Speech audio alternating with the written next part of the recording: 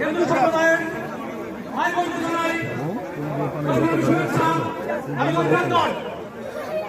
হিন্দু সম্প্রদায়ের আপনারা বড় ভাই ওটা ফেলকে দেন।